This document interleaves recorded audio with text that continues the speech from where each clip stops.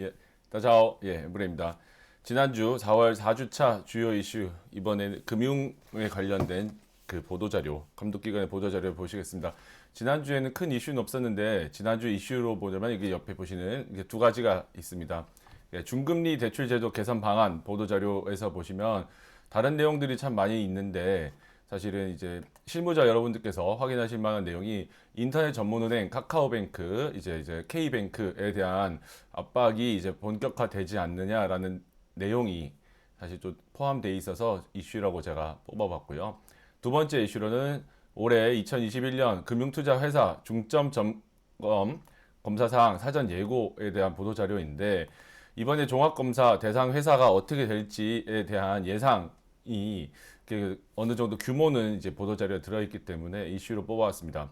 나머지 기타 그 큰 이슈들은 없었고 그 상식용으로 여러분들께 말씀드릴 수 있을 만한 보도자료는 이 옆에 보시는 바와 같이 두 개, 2021년 제1차 사회적 금융협의회 개최라는 보도자료 내에서는 사회적 경제 기업이라는 그 용어의 정의 이 부분이 정확하게 이제 되지 않아서 혼란을 겪으실 수 있는 부분 그 부분을 이제 명확하게 할 수 있는 보도자료이고요. 두 번째로는 작년도 2020년 국내 증권사의 해외 점포 영업 실적에 관련된 통계 자료 이 부분이 우리가 흔히 갖고 있는 그런 상식과 조금 다른 통계가 나와서 이 부분을 상식용으로 언급해 드리려고 합니다. 자세한 내용은 하나하나씩 순서대로 이제 지난주 금융감독원의 이제 보도 자료를 시간 역순으로 하나하나 천천히 보겠습니다. 이번 주 이슈로 제가 말씀드렸던 이제 중금리 대출 제도 개선 방안에 관련된 보도 자료를 보시겠습니다.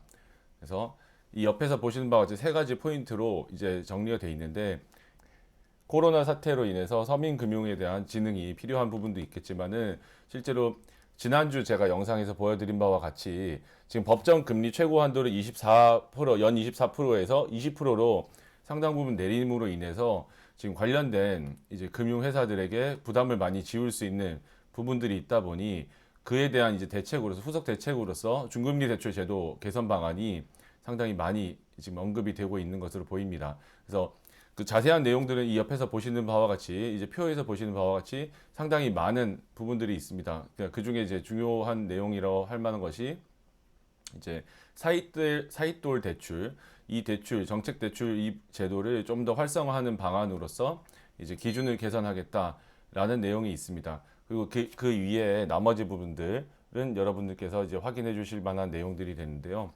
그러니까 이 부분, 그러니까 인터넷 전문 은행에 그 중신용, 저신용층에 대한 대출 공급 확대를 유도하겠다라는 이 부분이 이제 올해 어떻게 영향을 미칠지가 중요하다고 생각이 들어서 이슈로 뽑아보게 되었습니다.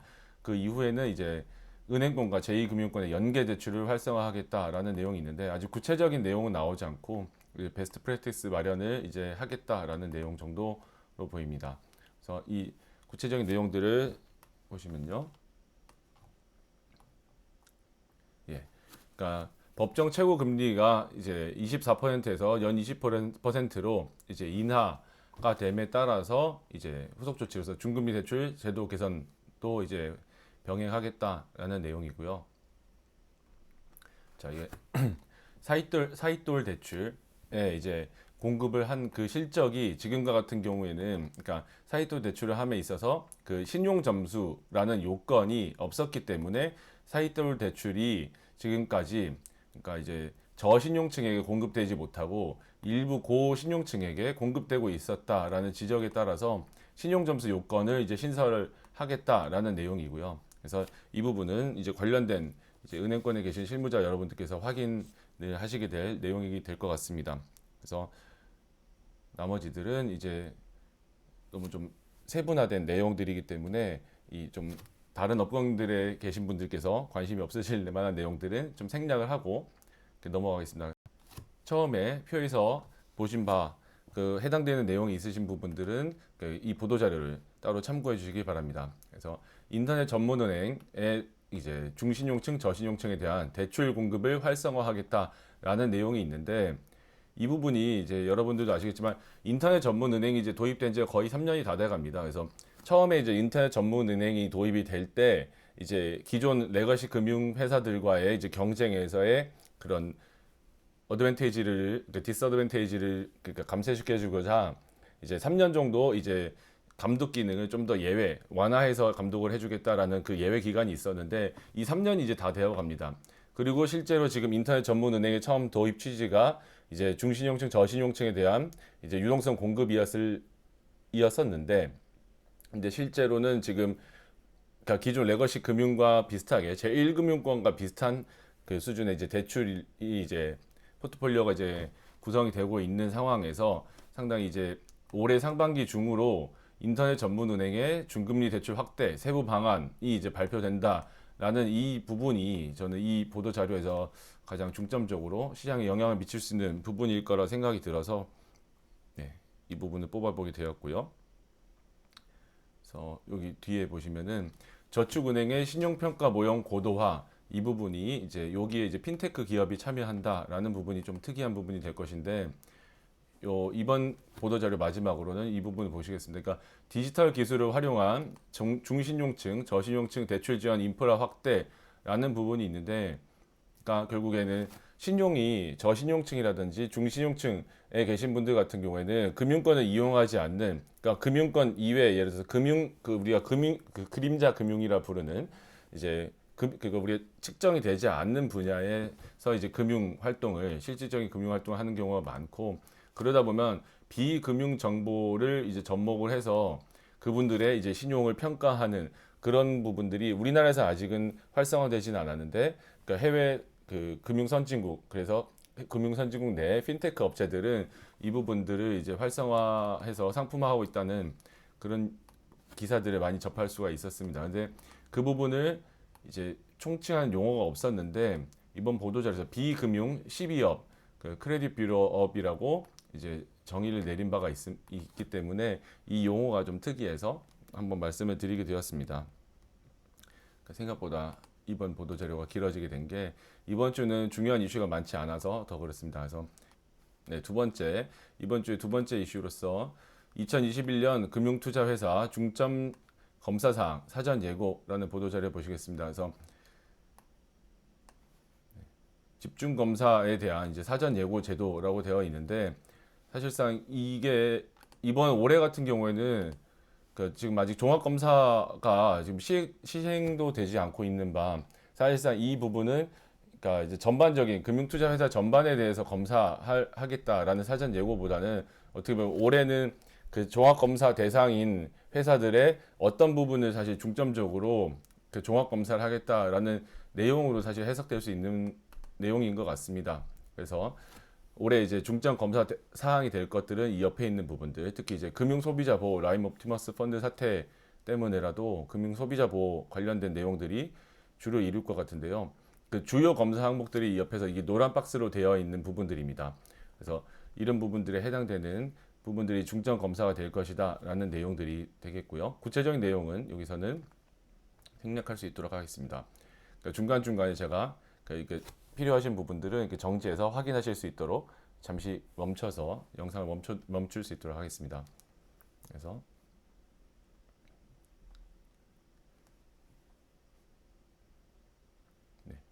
네, 다른 부분들은 어떻게 보면 그러니까 기존에 종합 검사를 한다고 했을 때 당연히 체크가 될 만한 부분들인데 제 개인적으로는 이 옆에 있는 부분이 기존 항목과는 좀 다르게 명문화된 부분에서 좀 특이한 부분이 있다고 생각이 들었습니다. 그래서 이 숨어있는 취약 부분 점검이라는 부분 중에 주요 검사 항목을 보시면은 해외 대체 투자, 재매각 및 사후 실태, 사후 관리 실태라는 부분이 있는데 작년과 같은 경우에 이제 해외 그 증권사의 해외 대체 투자 관련해서 그러니까 생각보다 이제 손실이 많이 발생됐던 그런 통계가 보도자료로 배포된 적이 있었습니다.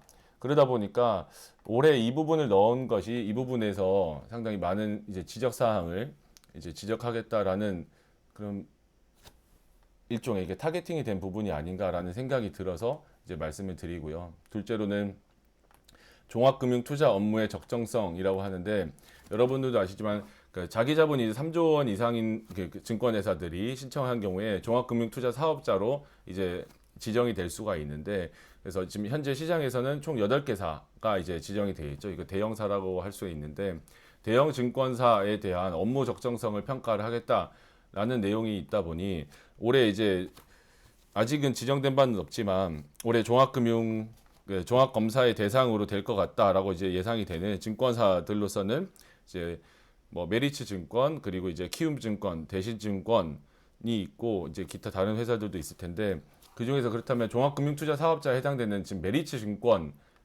있어서 사실은 좀 적용되는 부분이 있을 것 같아서 잠시 말씀을 드렸습니다. 그래서 이 옆에 있는 것들은 이제 일반적인 부분들이 될 것이고요. 그래서 뭐 올해 그 예상되는 게 이제 말씀을 좀 덧붙이자면은 올해 종합검사가 이제 예견이 되는 회사들로는 그 은행권과 이제 금융지주를 합해서는 이제 한 6개사가 될 것 같은데 그 중에 어디가 될지는 이제 모르지만 이제 실무 업계에 계신 분들께서는 이제 우리은행이라든지 우리금융지주 그리고 카카오뱅크 그리고 K뱅크 정도는 이제 대상에 포함되지 않겠느냐라는 얘기가 이제 돌고 있고 이제 보험업권에서는 한 4개사 정도가 대상이 될 텐데 그 중에서 NH생명, 동양생명 그리고 KB손해보험 이 3개 회사는 들어가지 않겠느냐. 그리고 이제 상호금융에서 1개사 정도, 그 여신전문금융회사 중에서 1개사 정도, 그리고 이제 증권회사는 앞서 말씀드린 대로 한 3개사 정도의 자산운용사는 1개사 정도가 되지 않겠느냐라는 이제 예상이 있기 때문에 이 부분은 그냥 잠시 첨언을 해드렸습니다. 이 외에는 이번 주는 중요한 이슈는 없다라고 말씀을 드릴 수 있겠습니다. 다음 보도 자료는 이제 본인 신용 정보 관련 마이데이터에 대한 허가 신청 접수 결과라는 보도 자료인데요. 그러니까 이에 대해서는 1차적으로 지난달에 1차 접수를 받았었고 이번이 이제 2번째 접수입니다. 그래서 이 보도 자료에 보시면은 이제 매월 한 번씩 이제 신청을 받겠다. 그래서 다음은 이제 5월 28일 날 3차 신청을 받겠다라는 것이고 이제 첨부 자료를 여러분들께서 확인해 보시면 이제 상당히 많은 회사들이 2차로 마이데이터 허가를 신청했다라는 부분을 아실 수가 있겠습니다. 그 다음 보도 자료는 올해 2월 말 국내 은행의 원화 대출 연체율 현황 특별한 내용이 없기 때문에 생략하겠습니다. 그리고 이 부분은 이제 상식용으로 말씀을 드린다는 게 특별한 내용은 없었습니다. 올해 제1차 사회적 금융협의회 개최라는 부분이고요. 네, 첨부 파일을 보시면요. 이제 기존에 우리가 사회적 기업이라고 가지고 있었던 개념과 다르게 사회적 경제 기업이라는 용어가 있습니다. 그래서 이 용어가 여러분들께 익숙하지 않으실 것 같은데요. 우선 기본적으로 이 밑에서 보시는 바와 같이 사회적 기업 육성법에 따르는 이제 사회적 기업이라는 용어가 있고 이제 협동조합, 마을기업, 자활기업 법상의 용어들을 다 합해서 사회적 경제기업이라는 용어를 쓰고 생각보다 여기에 많은 정책 자금들이 지금 공급이 되고 있다라는 부분이 이제 특기할 만한 내용이 되겠습니다. 그래서 올해 공급 목표가 5천억 원대 이제 정책 자금이 이제 공급이 될 예정인데 그 중에 지금 1,000억 원이 집행이 됐고 이제 아직 80%에 해당되는 4천억 원은 아직 집행되지 않은 상황이라고 할 것인데 우리가 생각하는 사회적 기업, 사회적 경제 기업의 개념과는 다르게 법상에서 정의된 내용을 보시면은 사회적 기업이란 취약계층에게 이렇게 서비스 일자리를 제공하거나 해서 지역사회 공헌함으로써 해서 사회적 목적을 추구하는 기업인데 그게 이제 영리 활동을 영업 활동을 하는 기업이라고 이제 규정이 되어 있습니다. 하다 보니까 결국에는 이 법에 따라서 인증을 받은 기업이면 사회적 기업에 해당이 되는 바 그러니까 우리가 생각하는 것보다 상당히 많은 범위, 그러니까 넓은 범위라는 거 이 부분을 그냥 상식용으로 잠깐 이제 말씀을 드리고자 보도자를 눌러보았습니다. 자, 그 다음에 이제 종신보험 갈아타기, 그러니까 보험 리모델링 관련해서 이제 소비자 정보 주의 발령이라는 보도 자료가 이제 배포되었습니다. 그래서 이 부분은 생략하고 넘어갈 수 있도록 하고요. 네, 다음으로 보실 거는 이번 주 보도 자료 이제 영상에서 이제 금융감독원의 보도 자료 중에서는 이제 마지막이 되겠습니다. 그래서 2020년 작년도에 국내 증권사의 해외 점포 영업 실적이라는 보도 자료를 보시겠습니다. 이 부분에 대해서는 이 표를 보시면은 이 옆에 있는 표를 보시겠습니다. 그래서 보도 자료 첨부 자료에 있는 표를 보시면은 그러니까 우리나라 증권사들이 우리나라 금융회사가 이게 진출해 있는 해외 점포의 현황을 보실 수가 있겠습니다. 그래서 중국의 20%, 그리고 미국의 16%, 그리고 베트남, 인도, 홍콩, 싱가포르의 약 10%씩, 그리고 이제 태국에 이제 4% 진출해 있는 것을 이제 보실 수가 있겠습니다. 그 외에 이제 기타 지역으로 되어 있는 곳을 보면 그 중에 이제 일본, 영국, 브라질 다 합해서 이제 10%가 되는 것을 이제 확인하실 수가 있는데요. 이제 어느 정도 이제 진출해 있는 현황 자체에 대해서는 여러분들도 다 비슷하게 알고 계실 거고, 근데 이제 작년도 같은 경우에 해외 현지 법인의 손익 현황이라는 이 표를 보시면은 좀 글씨가 작아서 보이실지 모르겠습니다. 예, 특기할 만한 것이 영국과 인도 쪽으로는 우리나라 증권사들이 많이 진출해 있지 않음에도 불구하고 그 진출한 회사 수에 비해서는 오히려 1,500만 그리고 1,100만의 이제 흑자를 이렇게 얻은 바가 이제 표시가 되어 있고, 근데 그거에 비해서 미국 쪽으로는 많이 진출해 있음에도 불구하고 400만 달러의 흑자에 그쳤다라는 부분, 이 부분이 조금 특기할 만하겠고요. 그리고 이제 진출한 회사 수에 비해서는 홍콩 같은 경우는 1억 1천만 달러 이제 흑자를 기록하고 있다는 점, 그리고 이제 베트남 같은 경우에는 이제 4천만 달러, 그리고 그 인도네시아 같은 경우에는 1,400만 달러라고 돼 있지만은 사실은 인도네시아 시장의 규모를 비교해 봤을 때, 상정해 봤을 때는 상당히 큰 이제 그 이익을 얻어냈다라는 부분이 특기할 만한 것 같아서 이번 보도 자료를 상식용으로 이제 언급해 드리게 되었습니다. 그 다음으로는 네. 그러니까 금융분쟁조정위원회 라임 CI 펀드 투자 손실 배상 결정, 이 부분은 기존과 같이 이제 사후 정산 방식의 손해배상에 대해서 이제 신한금융투자가 이제 동의했다. 그래서 사후 정산 방식의 손해배상이 이제 진행이 될 거다라는 내용의 이제 보도 자료이기 때문에 특별히 말씀은 드리지 않겠고요. 네, 금융위원회 보도 자료 역시 이번 주에 금융감독원과 거의 유사합니다. 그래서 그 중에서 좀 다른 부분이 될 만한 것이 이제 이 부분입니다. 기간산업안정기금의 자금 지원 기한이 올해 2021년 말까지 연장되었다라는 내용. 그래서 해당되는 그 기업군이 많지 않기 때문에 이 보도자료 내용은 읽지는 않도록 하겠습니다. 그리고 금융감독원과 겹치지 않는 부분의 보도자료가 이제 5월 3일부터 새로운 개인 대주 제도가 시행됩니다라는 보도자료가 이제 겹치지 않는 내용이 되겠습니다. 근데 이 부분은 기존에 제가 그 공매도와 관련된 영상에서 말씀드렸듯이 5월 3일부터 이제 홍콩식 공매도 부분 공매도가 이제 재개가 됩니다. 그래서 그거에 맞춰서 이제 개인들도 공매도 제도를 활용할 수 있도록, 그러니까 주식을 증권을 더 쉽게 빌릴 수 있도록 새로운 개인 대주 제도가 시행된다라는 내용의 이제 보도 자료가 되겠습니다. 그래서 구체적인 내용은 특별한 내용이 없기 때문에 여러분들께서 확인하실 수 있도록 영상을 여기까지 제작하는 걸로 하겠습니다. 네, 생각보다 영상이 길어졌고 말이 오버버그랬는데 여기까지 시청해 주셔서 감사합니다. 네, 즐거운 한 주 되세요.